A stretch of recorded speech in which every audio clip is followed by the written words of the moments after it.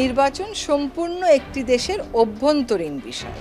সেইখানে অন্য দেশ বিশ্লেষণ করতে পারে, কিন্তু মতামত তো দেওয়ার সুযোগ রাখে না। বাংলাদেশের নির্বাচন নিয়ে পার্শ্ববর্তী দেশগুলো নিজস্ব বিশ্লেষণ করতে পারে, কিন্তু কোনো ধরনের মতামত দিতে পারে না বলে মন্তব্য করেছেন পরিবেশ, বন ও জলবায়ু পরিবর্তন এবং তথ্য উপদেষ্টা সৈয়দা রিজওয়ানা হাসান।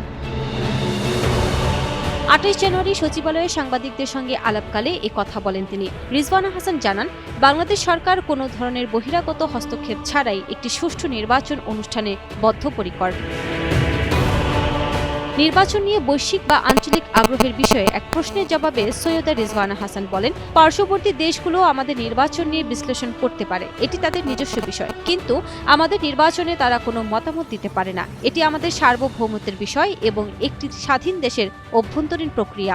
কে জিতলে কি ধারণা করবে, জিতবার আগেই এত কথা বলে দিলে তো এই মন্তব্য বস্তুনিষ্ঠ সেরকম মনে করার আমাদের কোনো সুযোগ থাকছে না। নির্বাচনী পরিবেশ নষ্ট করার যে কোনো অপচেষ্টা নস্যাৎ করে দেওয়ার ঘোষণা দিয়ে উপদেষ্টা বলেন, আওয়ামী লীগ যদি ভোটের পরিবেশ নষ্ট করার চেষ্টা করে তবে তাদের কঠোরভাবে প্রতিহত করা হবে।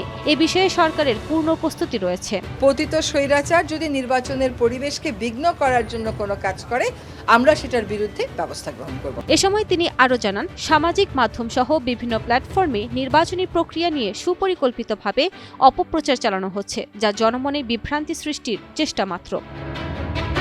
দেশের বর্তমান আইনশৃঙ্খলা পরিস্থিতি নিয়ে সরকার উদ্বিগ্ন নয় জানিয়ে রিজওয়ানা হাসান বলেন, নির্বাচনে আইনশৃঙ্খলা পরিস্থিতির বড় কোনো অবনতি হওয়ার তথ্য আমাদের কাছে নেই। তবে আমরা লক্ষ্য করছি কিছু কিছু রাজনৈতিক দল আচরণের ক্ষেত্রে সীমা লঙ্ঘন করছে। এই পরিস্থিতি যদি বাড়তে থাকে তবে সরকার আইন অনুযায়ী কঠোর ব্যবস্থা নিতে দ্বিধা করবে না।